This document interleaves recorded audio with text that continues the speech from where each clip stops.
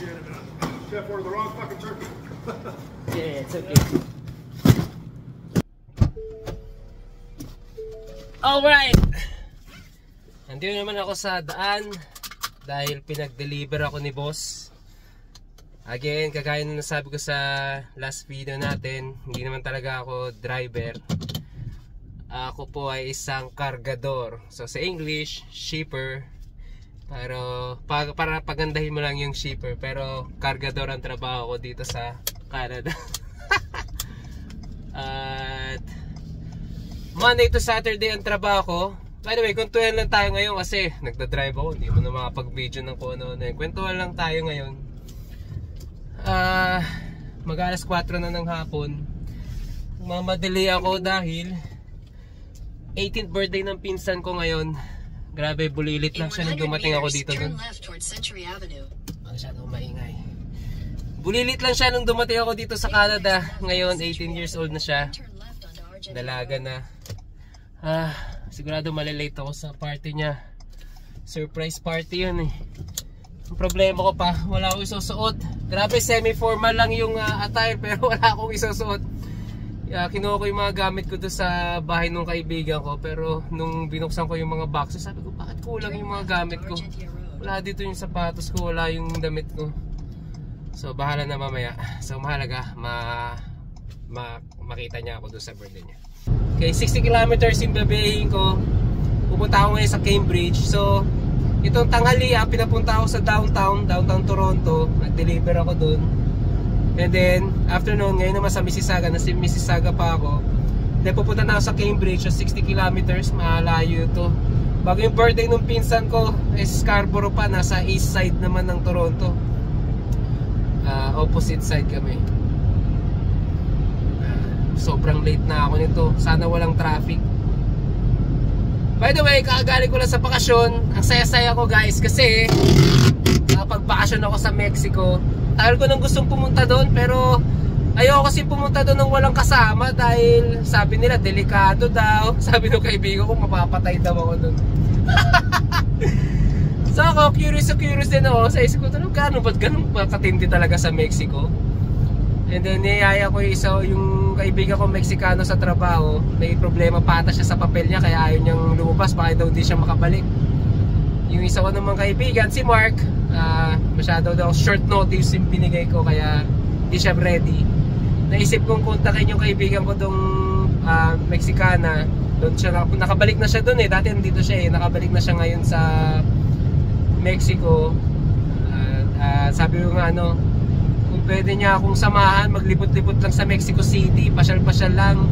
Kasi gusto kong makita yung Mexico. Ayoko magpunta sa mga resort. Yung iba lagi inisip, pupunta ka sa Mexico, doon ka sa Cancun, sa mga resort. Ayoko na mga ganun. Masusunog lang yung balat mo doon eh. Gusto ko sa city, gusto kong makita yung buildings, mga ganyan. So yun, pero nabago yung plano, yung business sa Mexico lang ako tumigil. Sabi niya doon na lang ako sa bahay nila mag-stay. Para yun yung may home base namin. And then, pumasyal kami sa iba't ibang lugar. 5 states yung napunta ko sa pagpunta ko doon. 9 days lang ako doon. 9 days, pero para maiksi lang kasi iba pag nagbabakasyon, it's either 2 weeks o kaya 1 month. Ako 9 days, pero sulit na sa akin yun kasi ang dami ko napunta, ang dami ko nakita. At ang isa sa pinaka na-amaze ako guys, naiintindihan ko yung salita nila. Sabi ko na nga ba eh, meron kasi akong theory na para sa ating mga Pilipino, madali lang matutunan yung Espanyol kasi napakarami nating salitang Tagalog kala natin sa atin, yung pala Espanyol pala. Tulad ng sombrero, pero ito hindi naman sombrero tawag nila dito, nakalimutan ko yun. Pantalon, tenidor kapag Espanyol, sa atin tinidor. So may mga salita na babago lang rin, pero pag narinig mo, madali lang maintindihan. So ako matagal na akong nakakaintindi ng Japanese, matagal ko na pinag-aaralan yun, pero hanggang ngayon hirap na hirap pa rin ako. So almost 10 years kaming mag-asawa ng asawa ko. Tumira pa ako sa Japan ng halos 3 taon. Pero yung level ng Japanese ko sa level ng Spanish na alam ko, parang mas mataas pa yung level ng Spanish ko kasi pag nagpunta ka doon, mababasa mo kasi alphabet naman, di ba? Mababasa mo. Although hindi mo maintindihan lahat ng binabasa mo, pero napopronounce ko ng maayos yung iba. Kaya yung kaibigan ko, sabi ko, nakapagbasa ka ng Espanyol? Sabi ko, makapagbasa lang, pero hindi man ako nakakaintindi. Pero kapag nagsasalita sila, nag-uusap sila, ganun din, naiintindihan ko yung pinag-uusapan nila, yung topic pa, yung ibang salita, pero yung details, katulad ng Japanese, hindi ko naiintindihan lahat. Pero isang beses nagpakarga kami ng gasolina, gagamit ako ng banyo kasi sa Mexico, magandang business nila doon eh. Pag gagamit ka ng banyo, lagi ka magbabayad. It's either 5 pesos, 7 pesos, 10 pesos. Mahal na yung 10 pesos. Kadalasan mga 5 o 7 pesos. So, gagamit ako ng banyo. Tapos sinando ako nung babaeng nandun sa gasolinahan kung, siyempre sa Espanyol, nagsalita siya, hindi ko naman naintindihan talaga exactly. Pero, ang pagkakaintindi ko sinabi niya, magpapagasolina ka ba? Tapos tinuro ko yung sasakyan namin, nakita nyo na kandun, pakarada, kinakarga ng gasolina. Tapos sabay sabi niya, o sige, hindi mo to, pwede mo nang gamitin yung banyo, hindi mo na kailangan magbayad. So, gumamit ako ng banyo na hindi nagbabayad dahil kung hindi, magbabayad pa sana ako. Pero natuwa ako kasi naintindihan ko sinabi niya. Nagkaroon, may idea lang ako ano yung sinasabi niya at tama naman yung pagkakaintindi. Kaya nakakatuwa. And then yung itsura ko, para sa kanila, dahil kasama ko yung kaibigan kong Mexicana. So para sa kanila, Mexicano ako. Malalaman lang nilang hindi kapag nagsalita ako kasi English yung salita ko doon sa kaibigan ko. Nakakapag-English naman siya. So isang beses na pumunta kami nasa Veracruz kami. Pumunta kami doon sa parang dating kulungan, dating bilangguan, maganda yung lugar. Pag Mexicano ka, libre ka lang, kundi 100 pesos yung babayaran mong ticket. 100 pesos, $7 yun, 7 Canadian dollars yung equivalent na. Nagtanong ako kasi may itong video nakalagay na parang post, nakapaskil doon na kung magbibideo ka 60 pesos, magbabayad ka extra. So nagsalita ako, sabi ko, magbabayad pa bataan yung 60? Tapos narinig ako nung babae na sa ticket booth. Sabi nga, kailangan mo magbayad kasi estranghero ko. Estranghero, ibig sabihin foreigner, estranghero. Di nagbayad pa ako ng Kung hindi ako nagsalita, kaya sabi ng gabi ko, huwag kang magsasalita pagka kasi parang malalaman nila hindi ka Mexican. So, ang dami kong nakita doon, dami kong napunta, dami kong na-experience, nakakatuwa, ang ganda sa Mexico, grabe. So yung kaibigan ko, talaga sabi niya naman, meron lugar talaga sa Mexico na sobrang delikado. Yung pinsan niya sa malayong lugar doon, 3 beses na nanakawan yung jewelry shop niya. Nasaktan pa siya, sinapak pa daw isang beses nung parang kwentang tayo. So may mga lugar na sobrang delikado, talagang pwede ka nga naman mapatay, pwede kang masaktan. Pero doon sa punta kong yon, thank God, wala akong naranasan kahit na hindi maganda. Hindi man ako na-threaten kahit na konti. Kasi mararamdaman mo naman, hindi ba, pagka meron kang nasa-sense na danger, parang mas experience mo sa Pilipinas, mas marami pang danger na experience mo kasi. Siyempre, mas matagal naman ako tumira doon. Pero, na-amaze na ako kasi yung ina-expect kong mararanasan ko at makikita ko sa Mexico, hindi ganun yung nakita ko. Wala man lang akong nakitang na-sense na danger. Wala rin ako nakita kahit isang pulubi, guys. Grabe, nakita ko yun. Wala akong nakita kahit isang nanlilimos, kahit isang homeless. Wala akong nakita sa dami ng pinuntahan ko doon. Although syempre sigurado meron din naman, pero sa Pilipinas, sa Canada, dami mo makikita kung saan. Isa pa, ang linis. Kahit saan ako magpunta, napakalinis. Hindi ko akalain ganun yung makikita ko doon. So talagang ganda nung punta ko kasi yung mga expectation ko makikita ko sa Mexico, lahat baliktad, lahat mali. Kaya sabi ko, gusto ko talaga pumunta noon kasi gusto ko talaga makita. Madami kasi akong kasamang Mexicano sa trabaho. Yung mga tropa din ako doon. Makukulit din sila, mababait din sila, nakakatuwa din sila kasama. Para mga Pilipino rin sila. Tuntua ako, nakakita ako ng pyramid for the first time. Sabi ko sa kaibigan, hindi ko makalaing makakita ako ng pyramid sa buhay. Hindi ko man lang pinalanong puntahan ng isa sa mga pyramid. Tsaka nung bata ako, kala ko pyramid sa Egypt lang eh. Pala sa Mexico. Although alam ko naman syempre meron na dahil sa internet. Pero nung bata ako, hindi pa naman ako sa internet, diba? Akala ko sa Egypt lang yung may pyramid. Sa iba't ibang parte pala ng mundo meron. So doon ako sa bahay ng kaibigan ko nag-stay. Hindi na ako nag-hotel. Masaya ako kasi gusto ko talaga makakapasok o makita yung loob ng bahay ng mga Meksikano. Yung bahay nila parang sa Pilipinas pero malaki. Nakapasok din ako sa bahay ng isa niyang kaibigan. Ang yaman nung sila. Ang ganda nung bahay, kakaiba.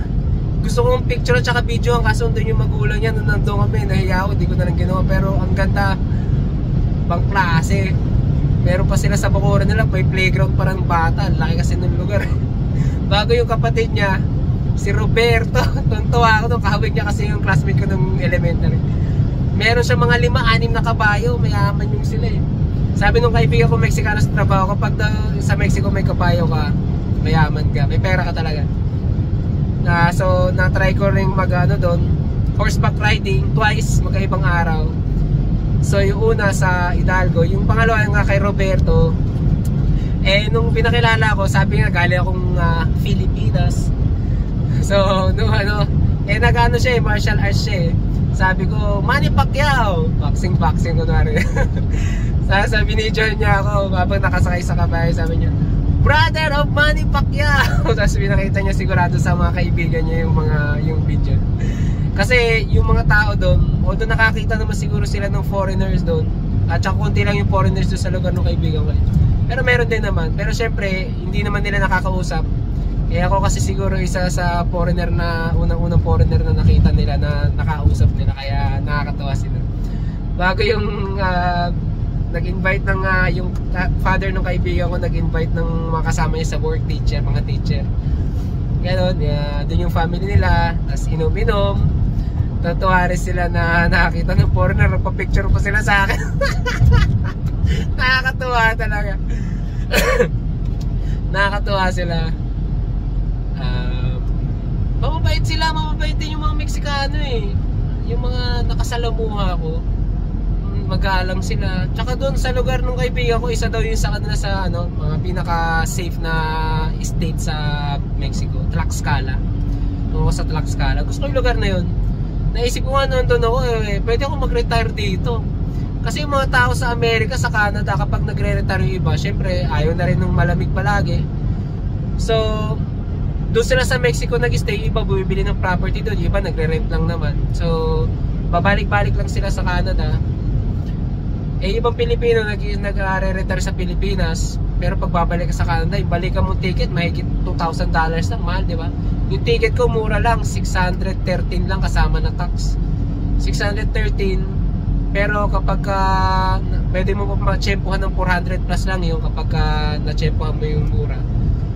Pero nung nabili ako ng ticket, may mga $1,000 din mahal na yun. Mahal na yung 1,000 para sa akin.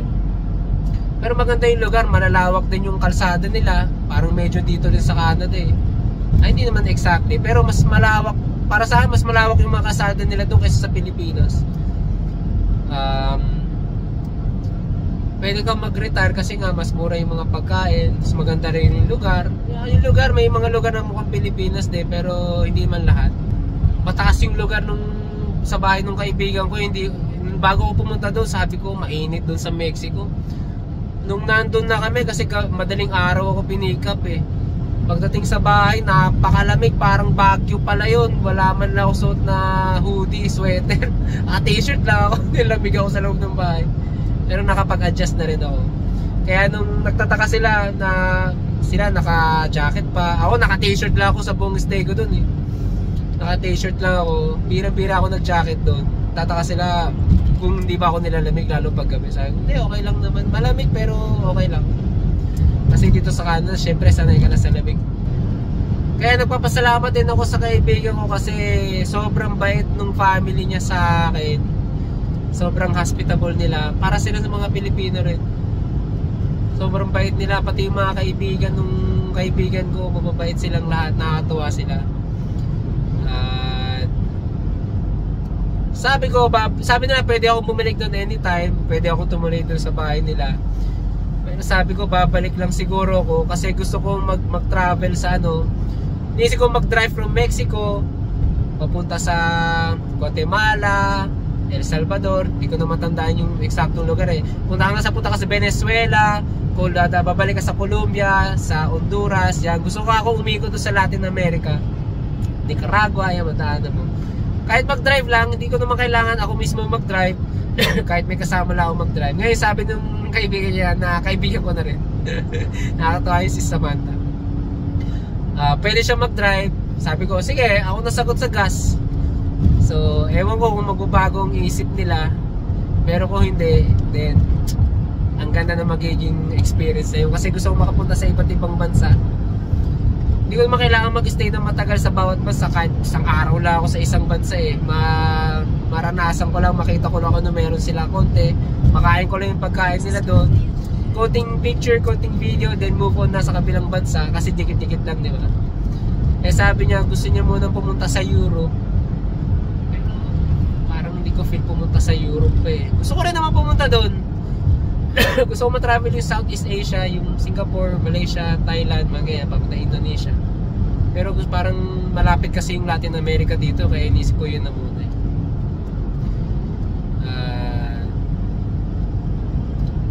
Yun yung gusto kong gawin, pero hindi naman yun yung priority ko. So last year, binisita ko yung mga anak ko sa Japan. This year, hindi muna ako bumisita doon. Punta muna, masyal muna ako sa Mexico. Next year ulit, babalik ako sa, bibisitahin ko yung mga anak ko. Malalaki na sila, nakakatuwa. At lahat ng ginagawa ko ngayon dito, pagtatrabaho, lahat yung para sa mga anak ko lang. Pag magulang ka na, hindi mo na dapat niisip masyado yung sarili mo. Anak mo na lang iisipin mo, diba? Nag-enjoy naman ako sa buhay ko na ganito. Masaya naman kasi malaya ako.